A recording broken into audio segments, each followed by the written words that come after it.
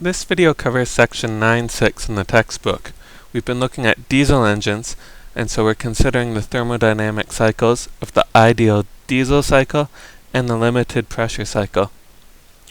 So here's inside a diesel engine, and as you recall, a diesel engine is what we call a compression ignition engine, because the compression of the air and then injecting the fuel causes the ignition.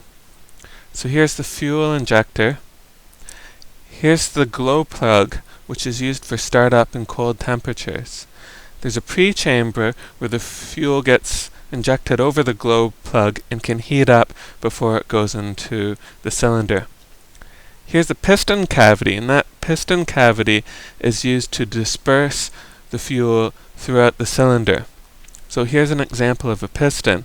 You can see in the top there's that piston cavity. Fuel gets injected onto the top of the piston, and with that piston cavity it then disperses throughout the volume of the cylinder. So here's the ideal diesel cycle. It's a bit different from the Otto cycle because the diesel fuel burns slower.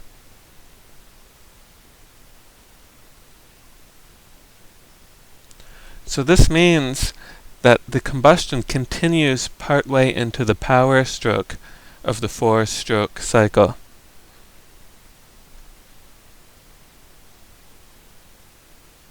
So we label our points here. We have 1, point 2, point 3, and point 4. So as in the Otto cycle, from 1 to 2 is isentropic compression.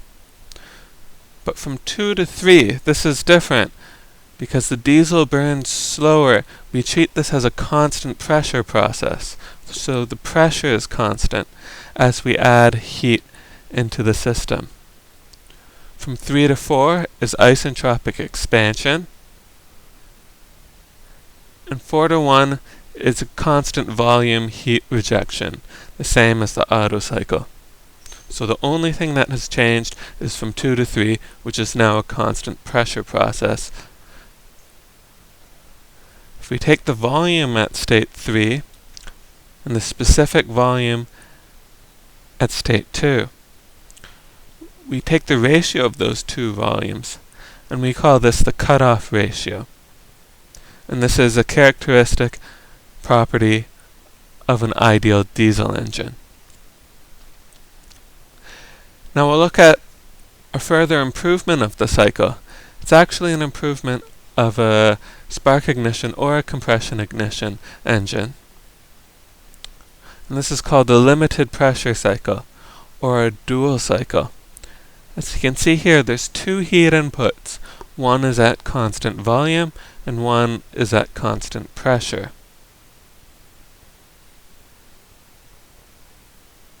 So here we have 5 states going around the cycle.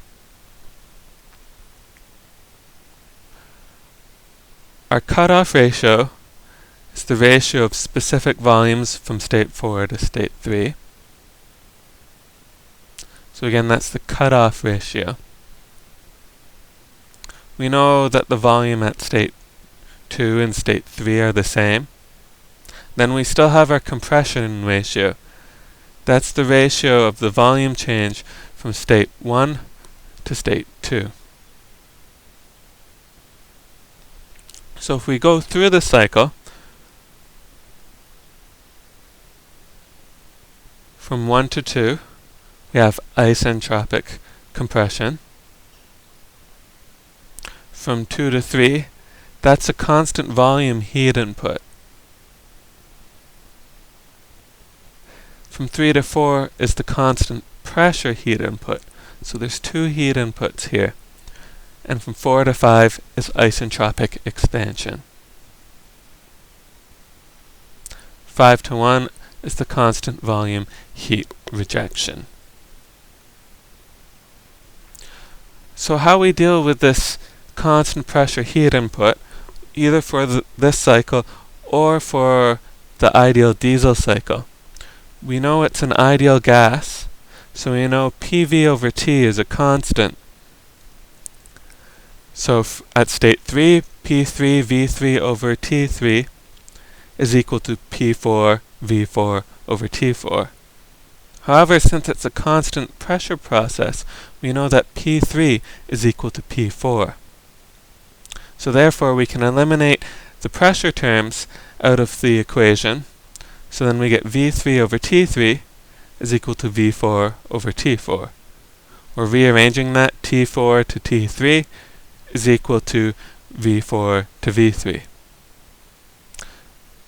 And that is our cutoff ratio. So we can get T4 from the cutoff ratio. So if we're to solve the thermodynamic cycle of a limited pressure cycle, we need to do an energy balance on each process in the cycle. So we use a control mass to do that because the mass in the cylinder is fixed. So we treat that as a closed system. So for a control mass, we have the heat input subtract the work output is equal to the change in internal energy for each process in the cycle. So from 1 to 2 is isentropic compression, and the heat transfer during this process is 0 because it's isentropic. So then our energy balance equation is reduced to the compression work is equal to U2 minus U1. And we define the compression work as positive, or in other words, negative output work. From 2 to 3 is a constant volume heat input. Since it's constant volume, we know that the boundary work done in this case is equal to 0. The PV work is 0 because the volume doesn't change. So Q in 1, as shown on the diagram here, is equal to U3 minus U2. From 3 to 4, this is a constant pressure process. The volume varies, so we need to account for boundary work done during this process. This applies to the heat input in the diesel cycle as well. So we have our energy balance equation here. Q minus W equals delta U. Heat input is Qn2, as shown on the diagram. And the boundary work is P3 multiplied by the change in volume. So that's equal to U3 or U4 minus U3. Now if you recall, when we had the definition of enthalpy, H equals PV plus U. So we can apply this to our energy balance.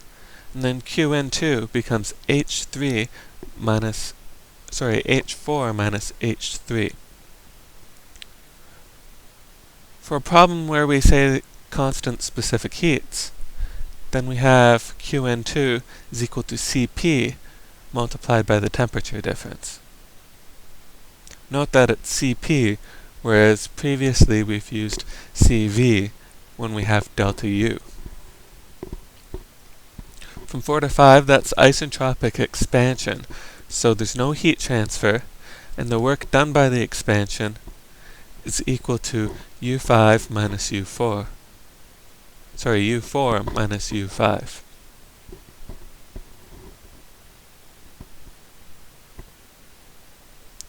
From 5 back to 1, we treat that as heat rejection to the surroundings, heat being rejected in the exhaust. Delta V is equal to 0, so there's no work done during this process. So the heat output is equal to U5 minus U1.